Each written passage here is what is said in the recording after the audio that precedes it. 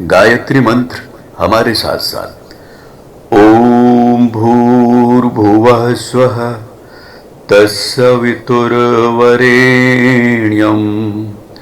भर्गो देवस्य धीमहि धियो यो नः प्रचोदयात्।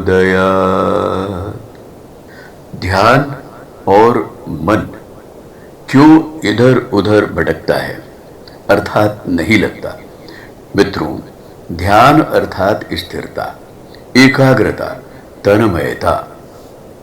प्रायः मन एक स्थान पर टिकता नहीं है, यह आप सबकी शिकायत है। उसका स्वभाव चंचल रहता है। किसका? मन का। एक क्षण के लिए भी वह कहीं नहीं रुकता है।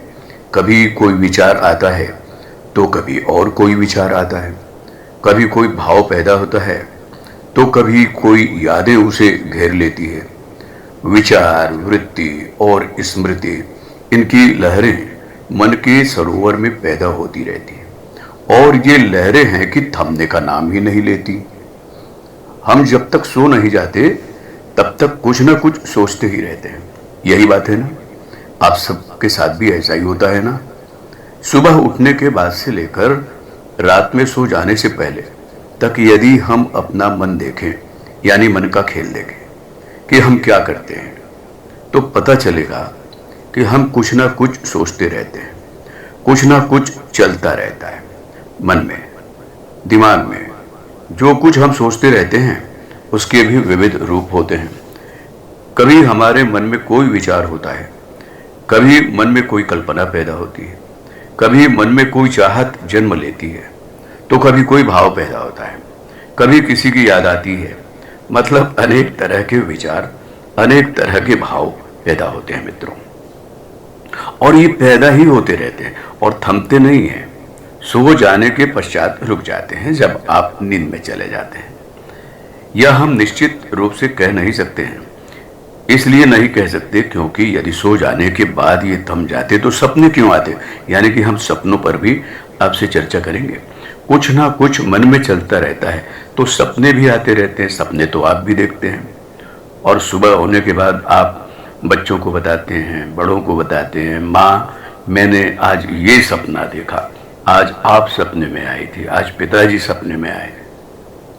तो यह स्थिति आज से नहीं है, बल्कि जब से हमने होश संभाला है, जब से जिंदगी जीना शुरू किया है, तब से बच्चे तो कई बार सपना देखते हैं और सपने को सच भी मान लेते हैं। जैसे उन्होंने सपने में खिलौने अपने लिए बटोरे, सपने में बहुत सारे एक स्थान पर लाखों रुपए पड़े मिलते हैं, सिक्के मिलते हैं। जो हमारी चाहत होती है उसी के इर्द गिर्द हमें सपने आते हैं मित्रों। बच्चे जागने के बाद खिलौने ढूंढते हैं कहाँ गए खिलौने? अभी तो यही रखे थे। उनको मालूम ही नहीं कि वो सपना देख रहे थे जिसमें वास्तविकता नहीं थी। ये उनको ज्ञान नहीं रहता। इस तरह हमारा मन आसानी से कहीं टिकता व ठहरता नहीं है। दोस्तों, हम सोचते हैं कि मन को ठहराएं।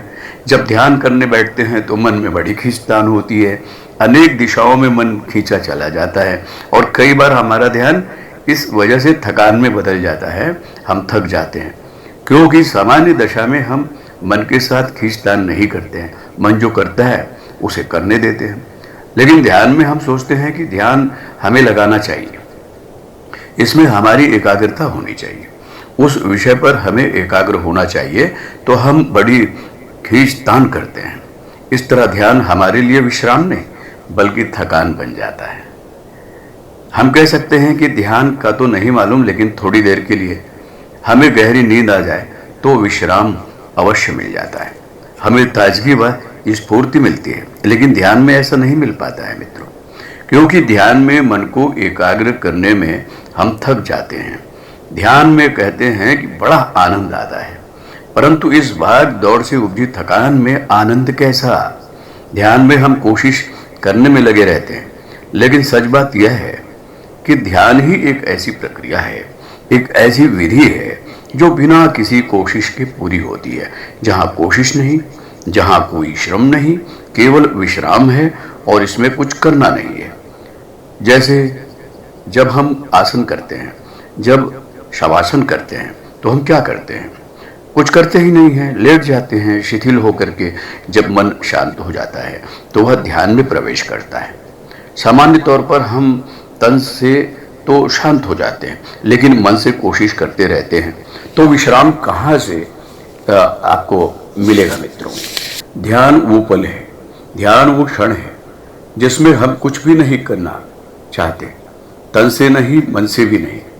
इसमें कोई कोशिश नहीं करनी है, बस भाव की गहराई में समा जाना है और अपने ही भीतर डुबकी लगा लेनी है।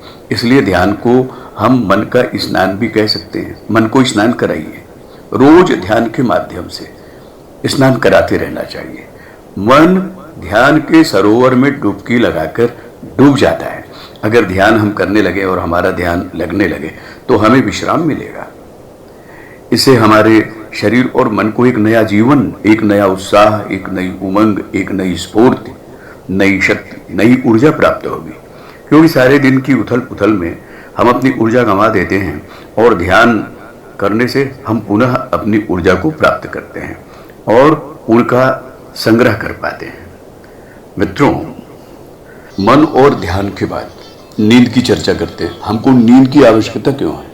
सच पूछो तो नींद सामान्य जनों का ध्यान ही है। जब हम शरीर और मन को शिथिल करके छोड़ देते हैं तो क्या होता है? जब हम शरीर और मन को शिथिल करके छोड़ देते हैं और सो जाते हैं तो मन सहज रूप से ध्यान की अवस्था में चला जाता है। क्योंकि सोते समय हम अचेतन में प्रवेश कर जाते हैं, हम जागृत नहीं रहते हैं, इसलिए इस ध्यान में प्रवेश का हमें एहसास नहीं होता। लेकिन ताजगी, स्फूर्ति व शांति के रूप में इसका प्रतिफल हमें मिलता है जब सुबह उठते हैं। तो है कि नहीं? आजकल स्थिति यह है कि इस सहज ध्यान का लाभ भी सभी लोग नहीं ले पाते, क्योंकि नींद भी आजकल मुश्किल हो गई है। नींद नहीं पड़ती, बहुत आम लोगों को शिकायत है। मुश्किल इसलिए हो गई है क्योंकि लोगों को नींद न आने की शिकायत हो गई है। नींद नहीं आती क्योंकि उन्हें चिंताएं घेरे रहती हैं। और मजे की बात तो यह है मित्रों की नींद भी आजकल थकान में बदल गई है।